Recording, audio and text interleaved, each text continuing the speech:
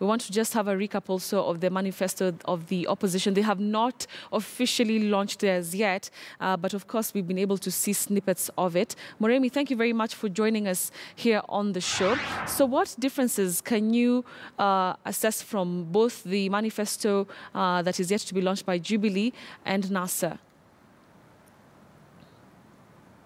Well, good morning, Betty. The reports that we have is that NASA will be launching their manifesto tomorrow as from 6 in the evening. Of course, that document being the product of intense work by an expanded team of the NASA Technical Committee chaired by economist David Ndii. Much of the contents of that document have not been disclosed to the public per se, but we understand that it is going to be an expansion of the initial 7 pillars of the NASA outfit into some 15-point agenda for the nation, seeking to cure the social, political, and economic challenges facing the nation today. But of course, most importantly, the NASA outfit has been looking out to likely and possible incompetencies, so to speak, of the ruling regime, as well as alleged failures by the Jubilee government to fulfill the 2013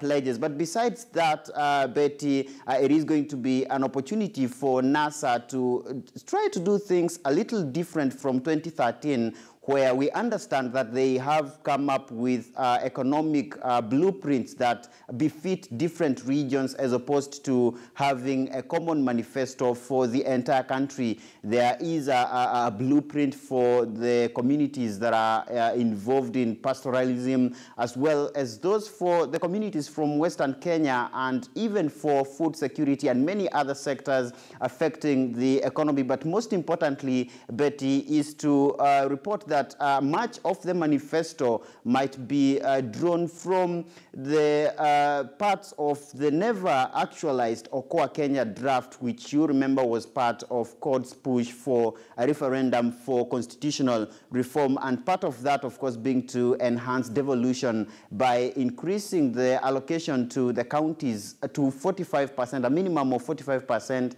according to the opposition outfit. And the agenda for them is to make sure that that is in the law, as opposed to the current allocation as constitutionally stipulated of 15%, Betty. Murimi, let's talk about the campaign messaging that you've been able to witness with NASA so far, because it's one thing to have a document, a great document called a manifesto, but what are the things that the NASA team are selling to the people once they go to the grassroots level?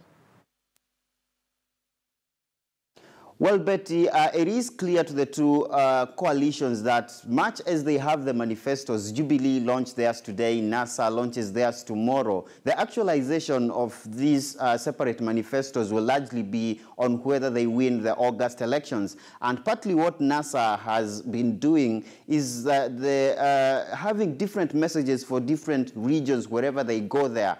You remember that when the NASA outfit was campaigning in Meru and Tharaka Nithi counties, they spent a substantive amount of time discussing the economic misfortunes of Mera farmers in that particular region. And even when they took excerpts of the TJRC report, which has been a key element of the NASA campaigns, there was a reference to some alleged evictions that happened in 1997 in Mwangi, reportedly at the time targeting members of the Tharaka community. They're, of course, trying to expand that particular message, which is a key element of the NASA manifesto, to regions that are presumed to be Jubilee strongholds. Remember, in 2013, the ruling coalition clinched the presidency at round 1 with the mandatory 50 plus 1%, of course exceeding that by just a meager 0.07%. And therefore, every vote counts both for Jubilee and for NASA. And part of the NASA